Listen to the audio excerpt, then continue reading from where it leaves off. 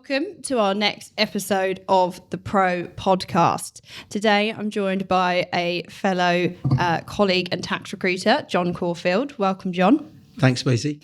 And alongside us, we have two guests today, both tax investigations partners. So we've got Anthony Rose and Paddy Behan. Welcome. Thank you for joining. They are both from Simmons Gainsford. And for those of you who don't know Simmons Gainsford, they are a leading mid-tier accountancy practice based here in the heart of London. They're actually going through some really exciting times at the moment, which they're going to discuss with us in a bit. But in December last year, they joined the Summer Group, which is a rapidly growing top 15 UK accountancy practice, and they're now on the road for rapid growth. So today we're going to talk a little bit about the tax disputes market and how it's changed over the years, but also how it's going to be looking into the future and sort of discussing where tax disputes is going. They both have an incredible amount of knowledge in the tax investigation space, so I'm really excited for them to share some of their stories with us today. So before we delve straight in, I'm just going to ask Anthony and Paddy to give us a little intro into themselves, their careers so far, and tell us a little bit more about the exciting summer news. So Anthony, over to you. Thanks, Macy. So I'm Anthony Rose, tax investigation partner at Simmons Gainsford. Have around 30 years total experience in tax investigation work, starting in a small firm in North London, where I got involved in some quite complex tax disputes at an early stage. I then joined a mid-tier firm for 4 or 5 years before joining Simmons Gainsford, where I've been for approximately 10 years now. Wow, a long time. Whizzes past, doesn't it? And Paddy? Well, I'm not going to tell you how long I've done anything because anybody with any star quality should lie about their age. Originally, I qualified as a barrister and things were a bit tight at the Irish Bar at the time. So as a temporary expedient, I took a job in an accounting firm and it went on for a long time. So I've done most types of tax work in Ireland and England, and veered over, specialised in VAT, originally in the Big Four, and now I'm a partner in Simmons Gainsford. I have in the past done stuff like being, did a stint as national chairman of the VAT practitioners group, so I'm not unknown to people of a certain age. Great, thank you for that. And do you want to tell us a little bit more, Anthony, about this exciting news with the joining of the Summer Group and what that kind of means for Simmons Gainsford and the growth plans and how it's going to help you grow, I guess?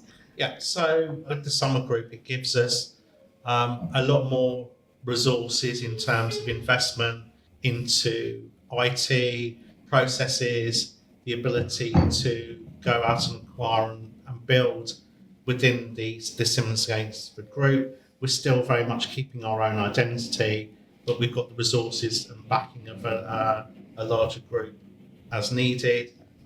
Also within the group, there are other like-minded accounting firms that are keeping their branding that we will cooperate and work with. So in terms of workflow, it's very interesting and sharing expertise and knowledge. Fantastic. Well, look, as part of that growth plan that we were talking about, our first question was going to be about the growth of the disputes market and how broad that's becoming.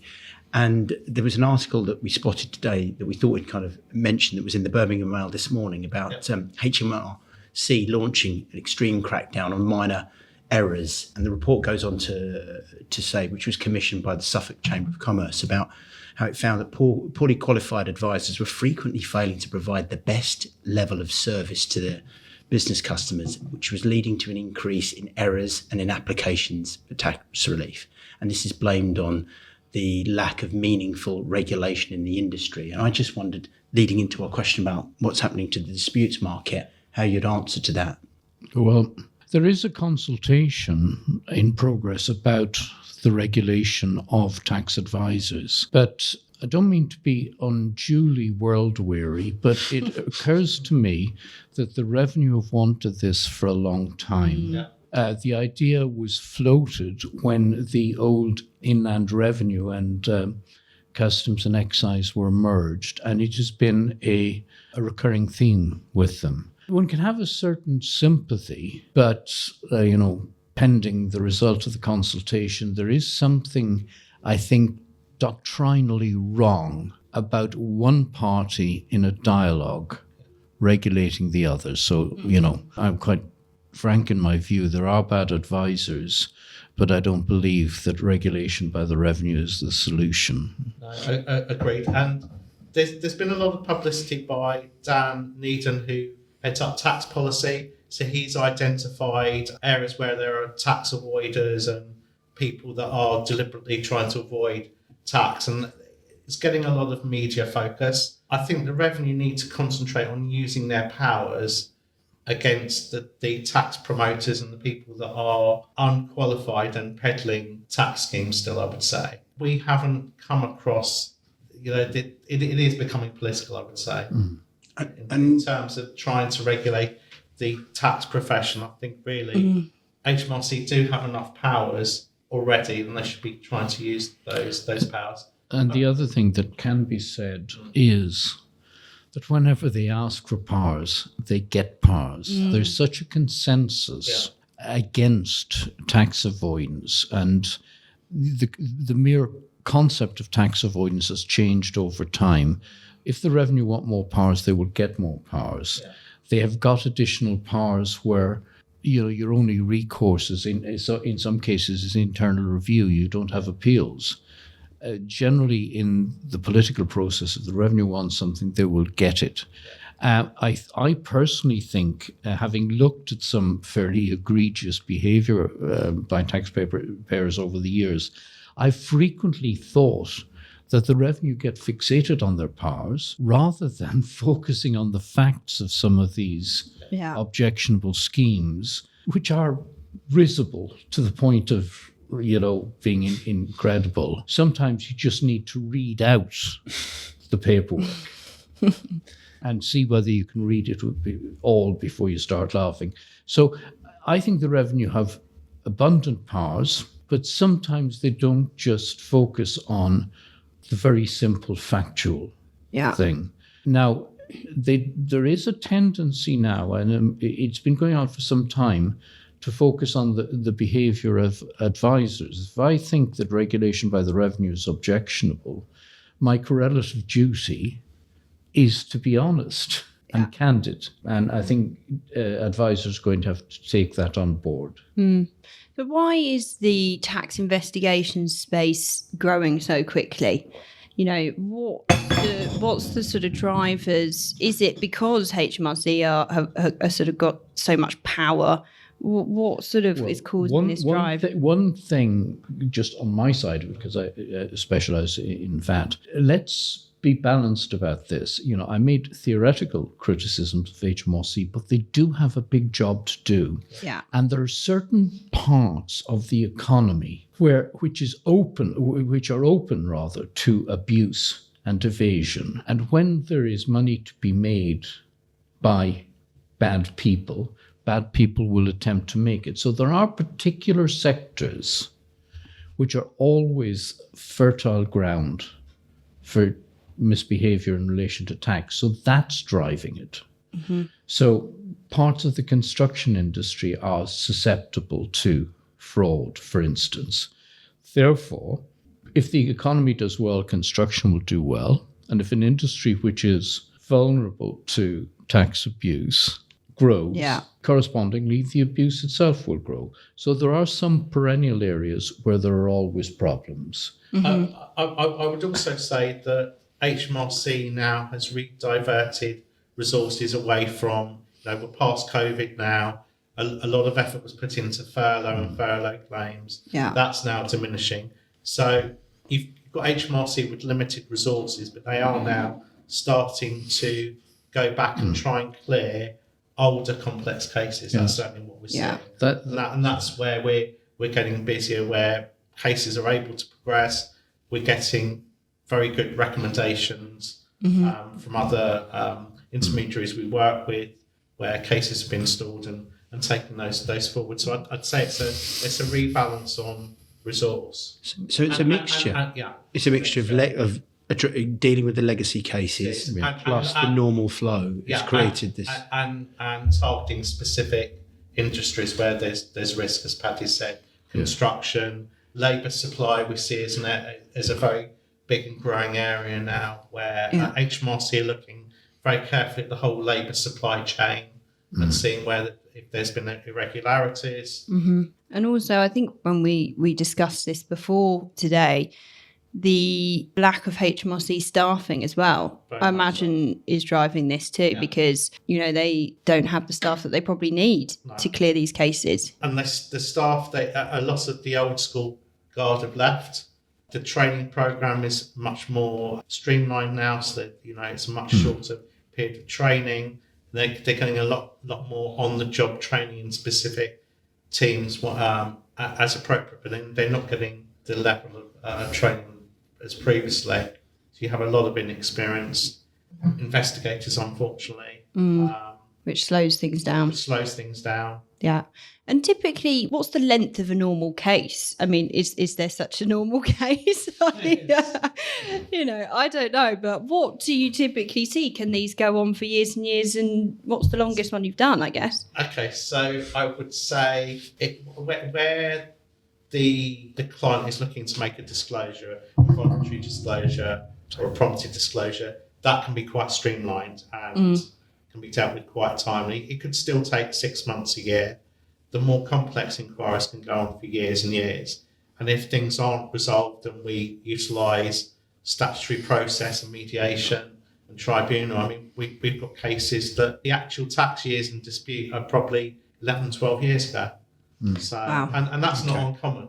And within the tribunal system, there's a big backlog, probably around 50,000 tax cases still waiting to be heard. Yes, but even an investigation, as in an inquiry and response, where there's no allegation of fraud, no dispute about figures, but there's a technical issue to be considered, that can go on for a couple of years.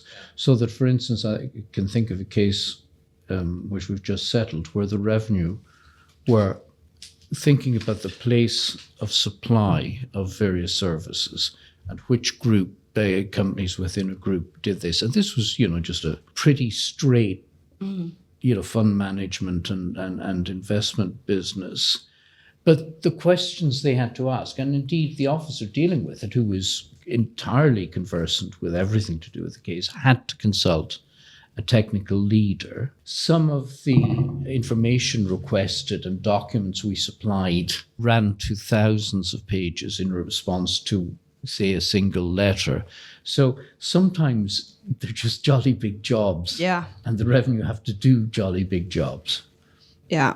And how many times would you say in your case workload would situations lead to maybe mediation, some sort of way of working towards a settlement? It's not a huge proportion, but it's, in the last year or so, what are we, about 6 or 8? Yeah, I'd say a good half dozen cases, especially where there's deadlock.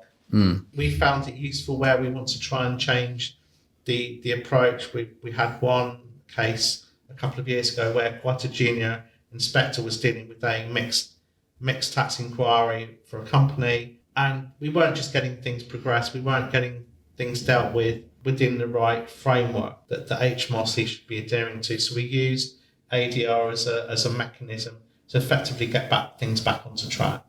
We found that useful. And Paddy, how do you? Yes, I was actually involved in the first tax mediation to settle. When mediation started, there was a huge surge and a huge optimism, because in the first year or so, mediation was settling cases that both sides wanted to settle, and mediation gave the revenue a way to behave that they couldn't behave in normal discourse. So in some cases, particularly in VAT, if you were dealing with a partial exemption issue, you'd say, well, what about this? And they'd say either yes or no, but they'd never come back and say, no, but we could deal with it this way. Sure. Whereas in mediation, they have the security to be that, take their collaborative approach a bit further. But in terms of mediation, a great strength is getting the facts clear. Because sometimes if a dispute and the correspondence in the dispute is prolonged, if somebody new comes in, they won't necessarily have everything else. So it can get the facts ready so that even a failed, if I may so call it, a failed mediation can leave both sides in a better position to take the case on to tribunal, because most mediation cases are like that. Where they don't work so well is if you have a revenue team that's unfamiliar with the process. You will always have a mediator who is trained. And there is, a special group within the revenue for dispute resolution. But if on the revenue, not on the revenue side, the revenue mediators are admirably objective. I agree to that. Really, really good. But sometimes the revenue team may not be experienced in dispute resolution. It's not a magic wand, but the process does get the facts straight, because you have to give a short statement of what your case is about, and you have to make a short oral statement of what your case is about. So you clear the decks and make it clear what your issues are.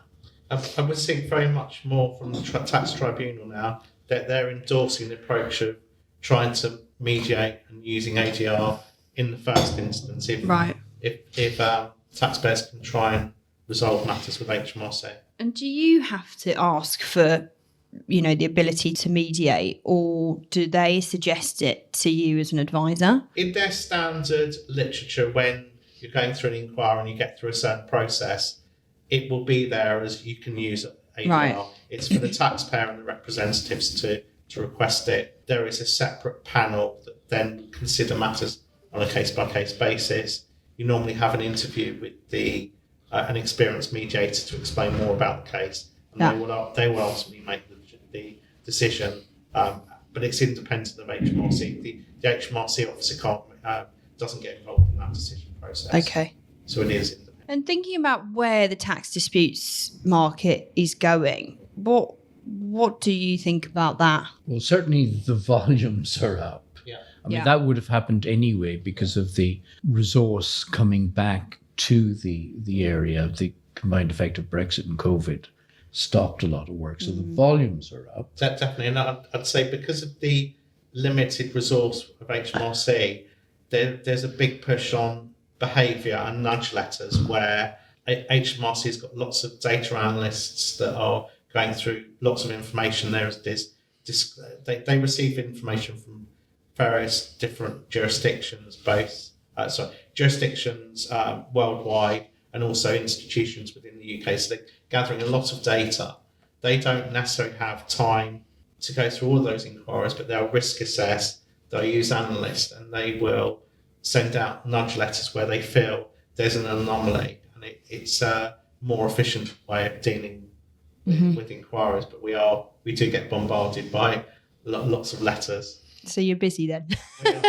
We are busy, but there is. I mentioned certain areas that are vulnerable to abusive tax behaviour, aberrant, evasive tax behaviour, and we have a concentration of those cases. Yeah. And how do clients find their way to you guys at Sevens Gainsford? It's a very broad mixture. We've got some very good intermediaries we work with, accountants, IFAs, lawyers, reputation in the market. It's a real mixture, I would say. Mm-hmm. Yes.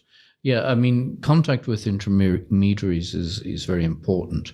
And to be topical about it in our case, there are certain solicitors who seem to hold us in a reasonable regard, but also sometimes it's better for us to act for the solicitors. Some of these cases, you don't know where they're going to go.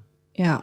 And if cases have a possibility of going criminal, it's frequently better for us to act for the solicitors and explicitly for the purposes of helping the client to get legal advice so that the lawyers can avail themselves of legal professional privilege. And is there a particular stage when you'd like to be engaged, or can it be at various stages during the timeline of a dispute? It really does vary. Yeah. I think we can add value at all different stages. Yeah. Hopefully not when Right at the end. Not right to the end. Not when as we have had situations where there's a tribunal hearing, within 2 weeks. God, and you're called in at the last. Potentially. Yeah. So I too beg your pardon. It's also can be difficult if you're in an insolvency. Yeah. So we had one where a company was heading towards liquidation, but had an apparent VAT repayment claim from the pre-appointment periods. Now, in that case, an insolvency practitioner is working to a deadline and, will have to apply to the court for extensions. So it is very difficult there. But, and it's very, very difficult if, you've got decisions against you going to enforcement. So it's trite to say, but the earlier the better.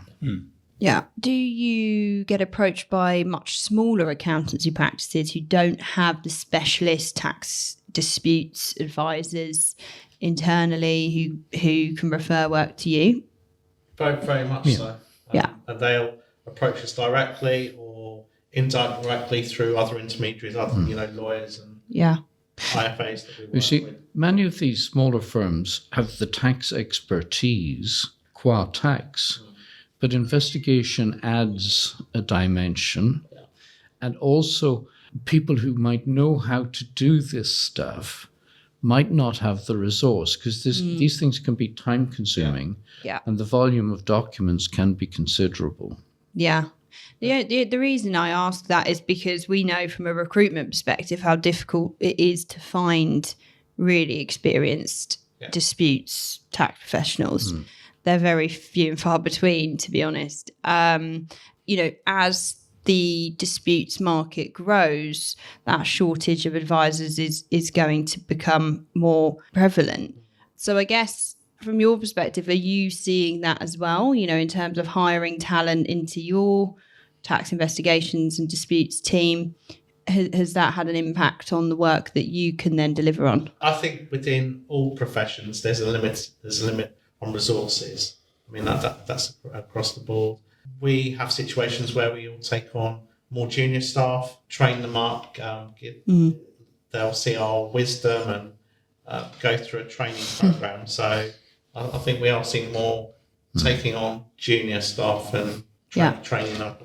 So the strategy for you guys at Simmons Gainsford is going to be to grow your own as you kind of build out that practice area. Yeah, and then they understand the firm, the ethos, the clients and intermediaries we work with. We find that very useful. Yeah. And are you finding that people feel that a career, specialising in a career in investigations, early on in your kind of working career, is something that will appeal to people? I mean, obviously, Anthony, you've been in the sector for a number of years, but what keeps you in that sector? Why does it appeal to you? I like the challenges, and just every day is different.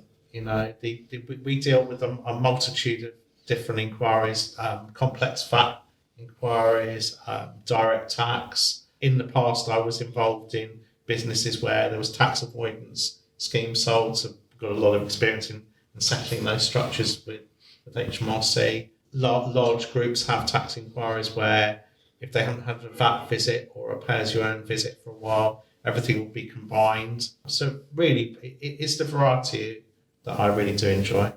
Perfect. And you, Paddy? Well, I don't really know what to say to this. But firstly, I should say, notwithstanding the introduction, I'm not exclusively an investigations person because I do technical advice as well. I think within the VAT area, I think it's a matter of emphasis. Some people will like this. The type of person who likes investigations or is good at investigations, somebody who's lively, clever, and street smart. And has an inquiring mind, I would say. Yeah.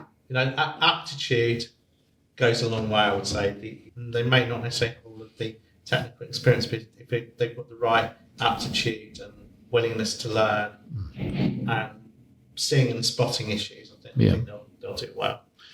Easy for us to find then, John. Yeah. I mean, the thing about investigations, it makes demands on young people, greater demands in terms of robustness and independence than other areas of tax. Yeah. So that's it. I mean, aptitude is the main thing. There is some need for some person must be able to do technical work as well, because increasingly the revenue make their technical arguments explicit in their correspondence. Yeah. So it's very hard to say what the ideal is, but those who like investigations will like the work very well and most probably will stay doing it. Yeah. And a traditional background in tax trained background, would that help? Possibly. Or would you be objective? We've had staff that come over from the audit and account side. We've had staff that have got legal training. So I think other disciplines are certainly helpful. Perfect. And hiring people from HMRC. Potentially. Less so now, I would say. Do you find that there is much of an interest from people wanting to move from HMRC into practice? I think at the junior level where they've been stuck in particular teams and departments and don't see progression. Yeah. Absolutely. Brilliant. Perfect. Is there anything else that you both wanted to talk about or share with us at all? I know we've covered a lot today, but anything we've missed off? No, but I think we should say thank you for this this forum, because a lot of young people don't realise what a good life you can have if you do tax investigations. I'm afraid some of them are misled by a sort of general feeling that it's murky or aggressive or strident. Well, there are murky elements, and if you're put off by stridency, maybe you shouldn't be doing tax at all. But I think the main point is for young people to think about it and realise that they'll have a jolly good time if they're right for this area. Yeah. Yeah, great. And I think because of the shortage of professionals in this space, there is so much opportunity for them. If they do choose to specialise in this, stick with it and become, like you both, leaders in the field. Perfect. Well, thank you very much for Thank you joining very us much. today. I hope you've enjoyed it, and thank you for listening.